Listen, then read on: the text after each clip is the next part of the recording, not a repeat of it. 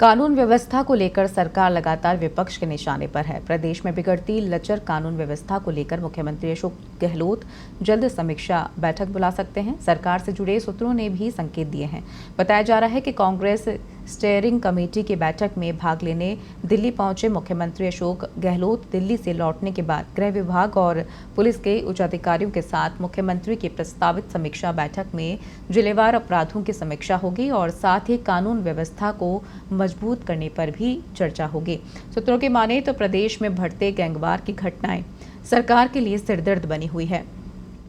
शनिवार को ही सीकर में जहां गैंगस्टर राजू टेहट की गोली मारकर हत्या कर दी गई थी, तो वहीं धौलपुर में पुलिस की गाड़ियों पर बदमाशों ने फायरिंग कर दी थी। इसके बाद से ही सरकार लगातार विपक्ष के निशाने पर रही थी। मुख्यमंत्री अशोक गहलोत गुजरात दौरे और उसके बाद झालावाड़ कोटा दौरे के दौरान भी लगातार आपराधिक घटनाओं का फीडबैक उच्च अधिकारियों से ले रहे थे। मुख्यमंत्री गहलोत ने सीकर घटना को लेकर गृह विभाग और पुलिस के उच्च अधिकारियों से फीडबैक लिया था और अपराधियों के खिलाफ कड़ी कार्रवाई करने के निर्देश दिए थे। और इस खबर पर ज्यादा जानकारी के लिए हमारे संवाददाता फिरोज हमारे साथ जुड़ गए हैं। फिरोज, जिस तरीके की आपराधिक घटनाएं देखने को मिल रही हैं, लगातार ये मामले बढ़ रहे हैं और विपक्ष भी लगातार सरकार को घेर रहा है, तो ऐसे में अब सरकार क्या कुछ कदम उठा सकती है? जी फिरोज।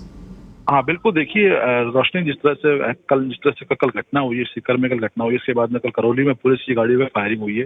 उसके बाद से कहीं ना कहीं सरकार जो है वो निशान पर चल रही है विपक्ष पर। इसके साथ ही बड़ी बात ये भी कि खुद कांग्रेस पार्टी के कई विधायकों ने जो कानून व्यवस्था को लेकर मुख्यमंत्री पर इस पर सवाल खड़े किए, तो कहा था कि जिस तरह से उसको यूपी बिहार मत बनने दी, तो उसके बाद कहीं ना कहीं अब सरकार जो है वो अलर्ट मोड पर है। और यही वजह है कि लगातार मुख्यमंत्री जहां पहले गृह विभाग के अधिकारियों के साथ में फीडबैक ले रहे थे, तो अब मुख्यमंत्री अशोक गहलोत जल्द ही कानून व्यवस्था की समीक्षा को लेकर बैठक लेने वाले, जहां पर पुलिस अधिकारियों के साथ गृह विभाग के अधिकारी बैठक में मौजूद रहेंगे। बताया जा रहा है कि दिल्ली से लौटने के बाद मुख्यमंत्री अशोक गहलोत कानून व्यवस्था को लेकर बैठक लेंगे और जिलेवार समीक्षा करेंगे कि किस प्रकार से जो बढ़ते अपराध है उन पर अंकुश लगाया जाए। साथ ही जीरो टॉलरेंस जो नीति है, जो जिसकी बात मुख्यमंत्री करते हैं लगातार, उस पर भी सख्ती के साथ लागू किया जाए कि जो अपराध है उनके खिलाफ सख्ती से पेश आए पुलिस।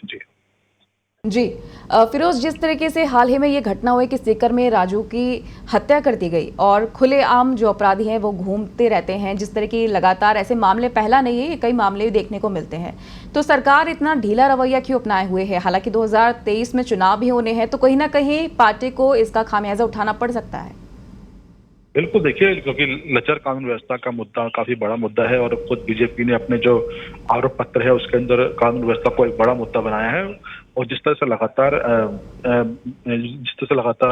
बढ़ते अपराध प्रदेश में बढ़ रहे हैं, कानून व्यवस्था बढ़ रही है, गोलीबारी की घटनाएं बढ़ रही हैं, उससे कहीं ना कहीं मुख्यमंत्री पर सवाल खड़े होते हैं, क्योंकि मुख्यमंत्री के पास गृह विभाग का जिम्मा भी है। और यही वजह है कि लगातार जो विपक्ष है वो मुख्यमंत्री पर सवाल करता है और मुख्यमंत्री से इस्तीफे की मांग करता है। तो अब देखने वाली बात यह है कि 1 साल के बाद विधानसभा के चुनाव भी होने हैं। सरकार ने कई अच्छी योजनाएं भी लाई हैं, लेकिन जो लचर कानून व्यवस्था है वो एक बड़ा मुद्दा आने वाले विधानसभा चुनाव में बनेगा और उससे किस प्रकार से पार पाया जाए, ये अपने आप में एक बड़ा सवाल होगा सरकार के लिए कि सरकार किस प्रकार से अब 1 साल जो बचा है सरकार का, उसमें किस प्रकार से कानून व्यवस्था को दुरुस्त कर पाती है। जी, बदमाशों में खौफ नहीं रहा है, जिस तरीके के मामले देखने को मिल रहे हैं, तो सरकार के लिए ये बहुत बड़ी चुनौती बन गया है, तो इससे कैसे पार पाएगी सरकार?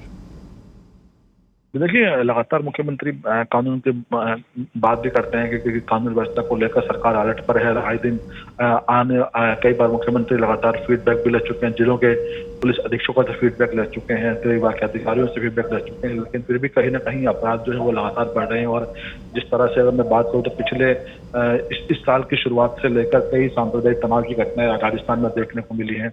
उसके अलावा जिस तरह से सरेआम गैंगवार हुई है, गैंगवार के बाद में फायरिंग हुई है, पुलिस की गाड़ी फायरिंग हुई है, तो ये कहीं ना कहीं लॉ एंड ऑर्डर के साथ साथ सरकार की कार्यशैली पर भी सवाल खड़े करते हैं। और यही वजह है कि लगातार विपक्ष जो है वो सरकार पर निशाना साध रहा है और अब खुद सरकार के कई मंत्री और विधायक भी कानून व्यवस्था को लेकर सवाल खड़े कर चुके हैं कि कानून व्यवस्था की वजह से सरकार को परेशानी का सामना आने वाले विधानसभा चुनाव में करना पड़ सकता है।